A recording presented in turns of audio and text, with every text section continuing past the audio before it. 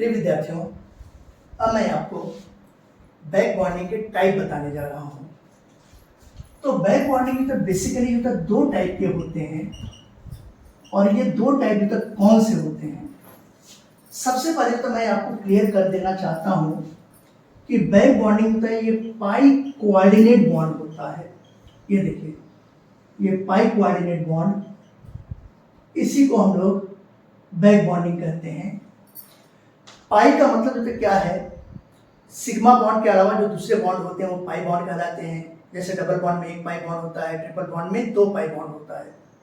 और coordinate bond होता है एक स्पेशल टाइप का कोवेलेंट बॉन्ड का ही टाइप है, जिसमें इलेक्ट्रॉन पेयर का शेयरिंग दोनों के बीच में होगा, लेकिन कंट्रीब्यूशन इलेक्ट्रॉन पेयर का उनमें से कोई एक ही एलिमेंट करता है। तो ये पाई कोऑर्डिनेट बॉन्ड है। और ये भी आपको पता होना चाहिए कि पाई बॉन्ड का फॉर्मेशन कैसे होता है, साइडवेज, या इसी को हम लोग कह सकते हैं लैटरल ओवरलैपिंग से होता है। ठीक है ना। सिग्मा बॉन्ड का फॉर्मेशन कैसे होता है, हेड ऑन ओवरलैपिंग से होता है, या इसको एंड टू एंड ओवरलैपिंग भी कहते हैं।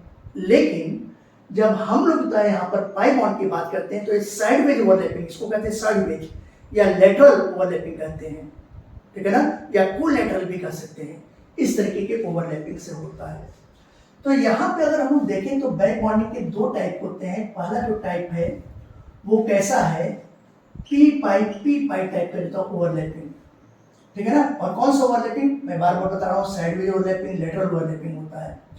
अब ये यहाँ पे नाम से ही रिफ्लेक्ट हो रहा है कि पी पाई का मतलब तो क्या हुआ कि दोनों ही एलिमेंट सेकेंड पीरियड से बिलोंग करने चाहिए।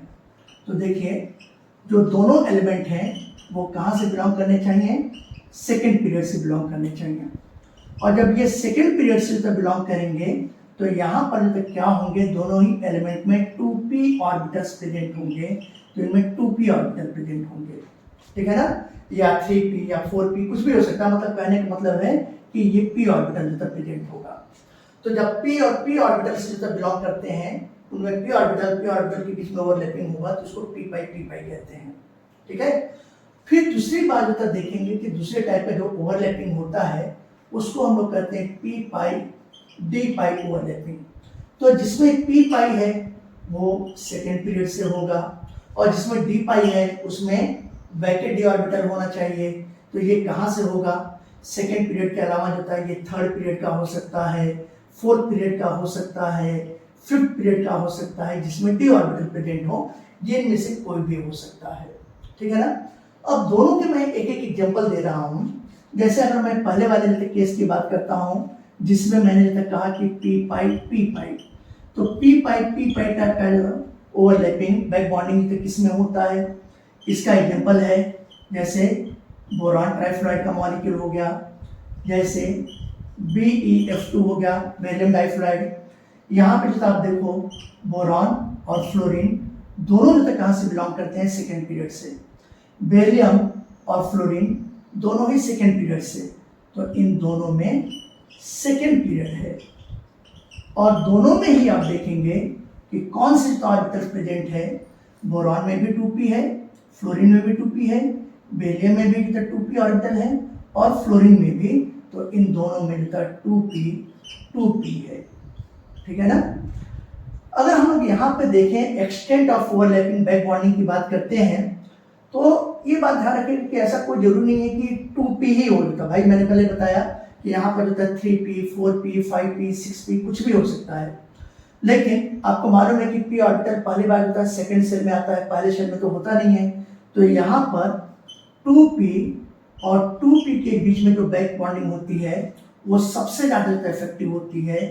2p और 3p के बीच में जो बैक बॉन्डिंग होती है उसकी इफेक्टिवनेस थोड़ी कम हो जाती है। 2p 4p के बीच में जो होगी उसकी और ज़्यादा कम हो जाती है। इसी तरीके से 2p 5p के बीच में होगी उसकी और कम हो जाएगी। 2p और 6p के बीच में होगी उसकी और ज़्यादा कम हो जाएगी। ऐसा क्यों हो रहा है?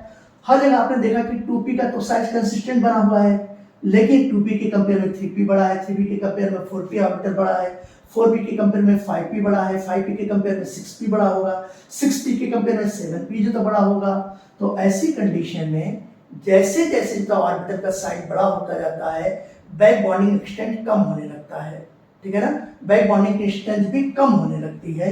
तो यहाँ पर आप क्या देख रहे हो, इसके कंपेयर में जो है यहाँ पर 3p का साइज बड़ा है, 3p के कंपेयर में जो 4p का साइज बड़ा है, 4p के कंपेयर में जो 5p का साइज बड़ा है, 5p के कंपेयर में 6p का साइज बड़ा है। यानी कि इधर से जब हम लोग इधर की तरफ जा रहे हैं तो then this is the increasing order of size of orbital.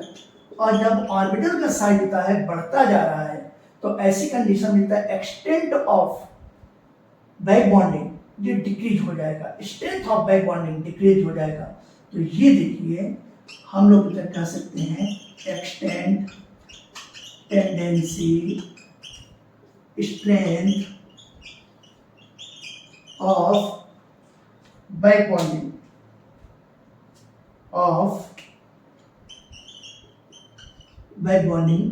ये डिक्रीज कर जाएगा। ये कॉन्सेप्ट आपको समझ में आ गया होगा। अब आ जाइए, मैं आपको यहां पर बताने जा रहा हूं अगला कॉन्सेप्ट पी पाई डी पाई।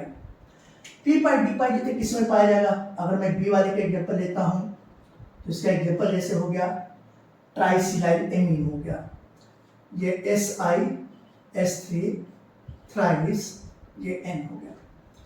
इस नाइट्रोजन पे जो एक लोन पे इलेक्ट्रॉन है, नाइट्रोजन जो सेकेंड पीरियड से बिलोंग करता है, सेकेंड पीरियड से बिलोंग करता है तो इसमें कौन सा ऑर्बिटल है, इसमें p ऑर्बिटल प्रेजेंट है। सिलिकॉन तक कहां से बिलोंग करता है, थर्ड पीरियड से, इसके पास d ऑर्बिटल प्रेजेंट है। तो यहां पर जो कोलैटरल ओवरलैपिंग होगा, साइडवेज ओवरलैपिंग होगा, p ऑर्बिटल और d ऑर्बिटल के बीच में होगा और पाई बॉन्ड बनता है, इसलिए इसको p पाई d पाई बॉन्ड कहा जाता है। ये बात ध्यान रखिएगा।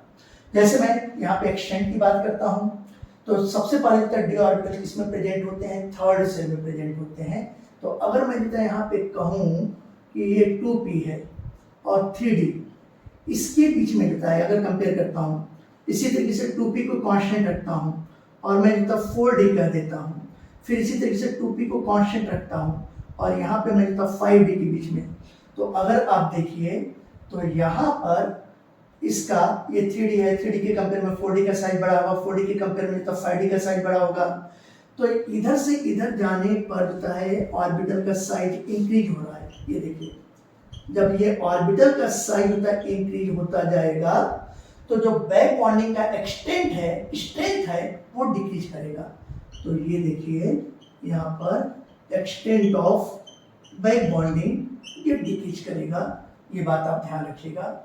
इस तरीके से ये वीडियो लेक्चर भी आपको समझ में आया होगा। अगर ये वीडियो लेक्चर आपको समझ में आया है तो आप मेरे YouTube चैनल ऑर्बिटल वर्ल्ड को सब्सक्राइब कीजिए, लाइक कीजिए, शेयर कीजिए और आपका एक शेयर, एक लाइक, एक कमेंट यही मुझे प्रमोट करता है।